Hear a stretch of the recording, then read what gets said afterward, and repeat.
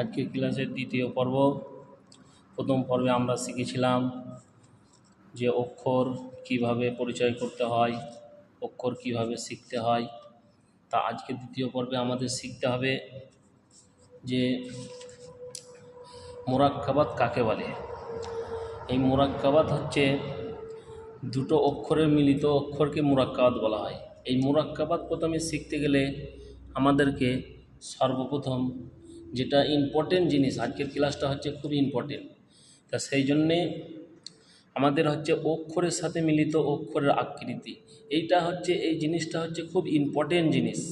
এইটাকে যদি আমরা ক্যাচ করতে পারি তাহলে এই জিনিসটা শুধু পড়ে আজকে আমরা কোরআন শিখতে পারবো। কিন্তু বলা হচ্ছে যে এই জিনিসটা এত সুন্দরভাবে ভাবতে হবে, কিন্তু এইটাকে আমরা সবসময় কীভাবে এইটাকে আমরা সহজভাবে নিই, কিন্তু এটাকে কোনো কারণে সহজভাবে নেওয়া চলবে না। এটা হচ্ছে সবথেকে ইম্পর্টেন্ট। এইটা যদি আমরা সহজ না নিই, আমরা যদি ভালো করে পড়তে পারি, ভালো করে বুঝতে পারি, তাহলে তার জন্যে আমাদের মোরাক্কাবাত সংযোগ অক্ষরের মিলিত এই অক্ষরগুলোকে আমরা সহজ করে ফেলতে পারি। তাহলে এইটাকে আমাদের কীরকমভাবে পড়তে হবে, সর্বপ্রথম এইটা আমাদের ভাবতে হবে যে আলিফ, এই আলিফ কত রকমের হতে পারে। যেমন আলিফ আলিফ আলিফ, এই আলিফটা যখন একসাথে লেখা হবে তখন এই আলিফকে আমরা কত রকমের কায়দায় আলিফকে পেতে পারি। যেমন একটা আমি উদাহরণ আপনাদের সামনে তুলতে পারি। যেমন ইংরাজিতে একটা একে 3 রকম ক্যাটাগরিতে আমরা পাই। যেমন হচ্ছে একটা বড় হাতের ক্যাপিটালের এ, দ্বিতীয় নম্বর হচ্ছে ছোট হাতের এ, তৃতীয় নম্বর হচ্ছে জড়ানো হাতের এ। সেরকমভাবে আরবির ক্ষেত্রেও আলিফকে আমরা 3 রকম ক্যাটাগরিতে লিখতে পারি। যেমন হচ্ছে এটা হচ্ছে আলিফ আলিফ আলিফ, তাহলে আমরা আলিফকে কত রকমের পেলাম, আলিফকে আমরা 3 রকম ক্যাটাগরিতে পেলাম। এরপর এখানে দিয়েছে বা, তাহলে বা আমরা কত রকমের পাচ্ছি, বা এই এক ধরনের পাচ্ছি, এই এক ধরনের পাচ্ছি, এক ধরনের, তাহলে বাটাকে আমরা 3 রকম ক্যাটাগরি পেলাম। তাকে আমরা কত রকম পেলাম, তাহলে তাকে আমরা এখানে 3 রকমের কায়দায় পেলাম। তাহলে তা সাধারণ একটা তা, তা তা তা, তাহলে তাকে আমরা 4 রকম কায়দায় তাকে আমরা লিখতে পারি, বা তাকে আমরা যেখানেই কোরআন শরীফ পড়ব সেখানেই আমরা এই তাকে 4 রকমের কায়দায় পেতে পারি। এখানে জিম, এবার জিমকে বলা হচ্ছে 2 রকম কায়দায় আমরা পেতে পারি। যেমন হচ্ছে জিম, এই একটা জিম, তাহলে জিমকে বলা হচ্ছে এরকম যদি পেয়ে থাকি, তাহলে জিমটা এখানে দিয়ে দিয়েছে কিন্তু হা দিইনি, খ দিইনি। তাহলে আমাদেরকে অনুরূপভাবে ভেবে নিতে হবে যে জিম যেরকম এখানে দিয়েছে, তাহলে জিমের নুক্তা মাঝখানে থাকে, খয়ের নুক্তা ওপরে থাকে।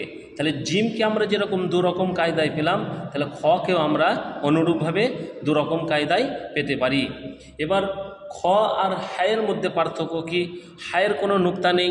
আগেই বলেছিলাম এখানে যে জিমের মাঝখানে নুক্তা, হা খালি, খয়ের মাথায় নুক্তা। তাহলে জিমের মাঝখানে নুক্তা হওয়ার কারণে জিমকে আমরা 2 রকম পেলাম, সেই জন্য শুধু জিমকে দেওয়া হয়েছে, এখানে উল্লেখ করা হয়েছে। তারপর বলা হচ্ছে যে হায়ের নুক্তা নাই, তাহলে হাকে আমরা 2 রকম পেতে পারি। তাহলে দাল, দালকে আমরা ক রকমে পেতে পারি, দালকেও আমরা 2 রকম কায়দাতে আমরা পেতে পারি। এবং দালের যদি মাথায় একটা নুক্তা দিয়ে দেওয়া হয় তাহলে জাল হয়ে যায়, তাহলে জালকে আমরা 2 রকমভাবে পেতে পারি। আইন, এখানে আইন দেওয়া হয়েছে, আইনকে আমরা 3 রকম ক্যাটাগরিতে পেতে পারি। আইন আইন আইন, তাহলে এই আইন কিন্তু গয়ন এখানে উল্লেখ করা হয়নি। তাহলে গয়নের মাথায় যদি নুক্তা দিয়ে দেওয়া, আইনের মাথায় যদি নুক্তা দিয়ে দেওয়া হয় তাহলে গয়ন হয়ে যায়। তাহলে আমরা গয়নকেও 3 রকম কায়দায় পেলাম। এবার ফা বলা হয়েছে, ফাকে আমরা 3 রকম পেলাম। আগেই বলেছি ফায়ের মাথায় একটা নুক্তা, কপের মাথায় 2টো নুক্তা। তাহলে ফাকে যদি একটা নুক্তা, ফা 3টে হলো, এটা একটা ফা, এটা একটা ফা, এই একটা ফা। তাহলে ফায়ের মাথায় যদি নুক্তা দিয়ে দেওয়া হয় তাহলে আমরা কপ করে নিতে পারি। তাহলে কপ আমরা অনুরূপভাবে 3 রকম পেলাম। এবার এটা হচ্ছে কাপ, তাহলে কাপকে আমরা 3 রকম পেলাম, কাপ কাপ কাপ। এবার লামকেও আমরা 3 রকম পেলাম, লাম লাম লাম। তাহলে কাপকে আমরা কীরকম পেলাম, কাপও একই কায়দা, লামও একই কায়দায়। তাহলে কাপের শুধু এইটা শুধু পরিবর্তন, এইটা যদি থাকে তাহলে কাপ হয়ে যাচ্ছে, এইটা বাদ দিয়ে দিলে লাম হয়ে যাচ্ছে। তাহলে কাপকে 3 রকম পেলাম, লামকেও 3 রকম পেলাম। এবার মিমকেও আমরা 3 রকম পেলাম, মিম মিম মিম, মিম মিম মিম। এরপর হচ্ছে নুন, নুনের মাথায় একটা নুক্তা। তাহলে নুনকে আমরা কত রকম পেলাম? 3 রকম। নুন নুন নুন। তাহলে এই নুন আর বায়ের মধ্যে পার্থক্য কী আছে? বায়ের নিচে নুক্তা, নুনের ওপরে নুক্তা। তাইলে বাকে আমরা 3 রকম কায়দায় পেলাম, নুনকেও আমরা 3 রকম কায়দায় পেলাম। এবার হা, এটা হচ্ছে ছোট হা। এই ছোট হা আমরা কতরকম পেলাম? 4 রকম। হা হা হা হা। তাহলে এখানে আমাদের একটু বুঝতে হবে হা আর তায়ের মধ্যে পার্থক্যটা কি। এটা একটা তা, এটা হা, এই তা তা তা। এবার এই নুক্তা কটা যদি তুলে দেওয়া হয় তাহলে এখানেও হা হয়ে যাচ্ছে।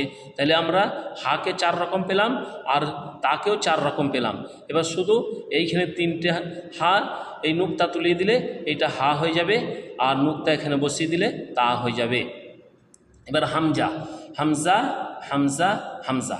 হামজাকে আমরা 3 রকম পেলাম। তাহলে হামজা হামজা হামজা। এইখানে একটু আমরা খেয়াল করি, এই হামজা, এই যে হামজার নিচে একটা করে এরকম দেওয়া আছে, এটা মনে হচ্ছে এইটাকে বলা হচ্ছে যে আলিফ থেকে ইয়া পর্যন্ত যে কোনো অক্ষরের মাথায় যদি এসে যায় হামজা, তাহলে আমরা তখন হামজা উচ্চারণই নিতে পারি। তাহলে আমরা এক কথায় বলতে পারি হামজার রূপ হচ্ছে আলিফ থেকে ইয়া পর্যন্ত। যদি হামজা আলিফের ওপর আসে তাহলে সেখানে হামজা উচ্চারণ হবে, বায়ের ওপর আসে তাহলে বাই উচ্চারণ হবে, এই হামজা উচ্চারণ হবে। ইয়ায়ের ওপর এলে ইয়ায়ে হামজা হবে, ওয়াইয়ের ওপর এলে ওয়াও। যে কোনো অক্ষরের মাথায় যদি হামজা আসে তাহলে তখন সেই অক্ষরটি বাদ হয়ে হামজাটাই আসবে। ইয়া, ইয়াকে আমরা কতরকম পেলাম? 3 রকম কায়দায় পেলাম। ইয়া ইয়া ইয়া। ইয়াকে আমরা 3 রকম পেলাম। ইয়া ইয়া ইয়া। তাহলে আমরা আরেকবার মিলিয়ে নিই। আলিফ আলিফ আলিফ। আলিফকে আমরা 3 রকম পেয়েছি। বা বা বা। বাকেও আমরা 3 রকম পেয়েছি। তা তা তা তা। তাকে আমরা 4 রকম কায়দায় পেলাম। Gym gym. এই জিমকে আমরা 2 রকম পেলাম, কিন্তু জিম দিয়েছে হা দিইনি, খ দিইনি। তাহলে অনুরূপভাবে একই ক্যাটাগরির হওয়ার কারণে আমাদেরকে অনুরূপভাবে ভেবে নিতে হবে। তাহলে নুক্তাটা যদি ওপরে দিয়ে দেওয়া হয় তাহলে খ হয়ে যাবে। তাহলে খ আমরা 2 রকম কায়দায় পেলাম। যদি নুক্তাটা তুলিয়ে দেওয়া হয় তাহলে এখানে না রাখা হয় তাহলে হা হয়ে যাবে। হাকেও আমরা কত রকম পেলাম? 2 রকম কায়দায় পেলাম। দালকেও আমরা 2 রকম কায়দায় পেলাম। জাল যদি নুক্তা দিয়ে দেওয়া হয় তাহলে জালকে আমরা 2 রকম পেলাম। আইন, আইনের মাথায় যদি নুক্তা দিয়ে দেওয়া হয় তাহলে আইন গয়েন হয়ে যায়, তাহলে গয়েনকে আমরা 3 রকম কায়দায় পেলাম। ফাকেও আমরা 3 রকম পেলাম। ফায়ের উপর যদি আরেকটা নুক্তা দিয়ে দেওয়া হয় তাহলে কফ হয়ে যায়, তাহলে কফ হওয়ার কারণে আমরা কফকেও 3 রকম পেলাম। কাপ, কাপকেও আমরা 3 রকম কায়দায় পেলাম। লাম, লামকেও 3 রকম পেলাম। লাম লাম লাম। মিম, মিমকেও 3 রকম কায়দায় পেলাম। মিম মিম মিম। নুন, নুনকেও আমরা 3 রকম পেলাম। নুন নুন নুন। এবার নুন আর বায়ের মধ্যে পার্থক্য, নুনের নুক্তা যদি নিচে দিয়ে দেওয়া হয় তাহলে বা হয়ে যাবে, আর বায়ের ওপরে যদি নুক্তা দিয়ে দেওয়া হয় তাহলে নুন হয়ে যাবে। তাহলে আমরা বাকেও 3 রকম ক্যাটাগরিতে পেলাম, নুনকেও 3 রকম ক্যাটাগরিতে পেলাম। এবার হা, হাকে আমরা 4 রকম পেলাম। এই হায়ের মাথায় যদি নুক্তা দিয়ে দেওয়া হয় তাহলে তা হয়ে যাবে, আর তায়ের নুক্তা যদি হায়ের মাথায় দিয়ে দেওয়া হয় তাহলে তখন তা হয়ে যাবে। হামজা, হামজা আমরা এখানে 3 রকম পেলাম।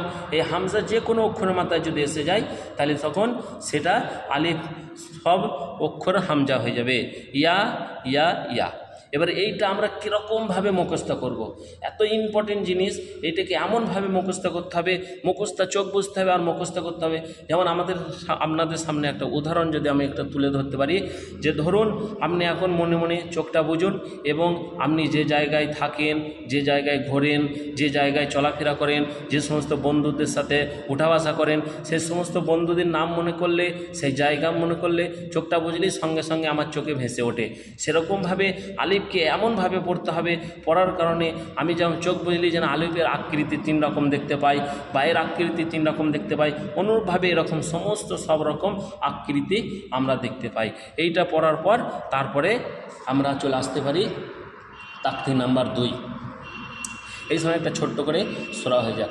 আউযু বিল্লাহি মিনাশ শাইতানির রাজিম, বিসমিল্লাহির রহমানির রহিম।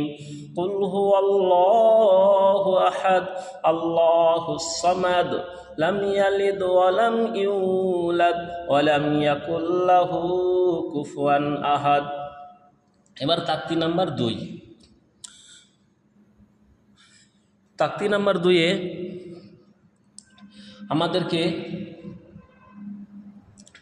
কি করতে হবে?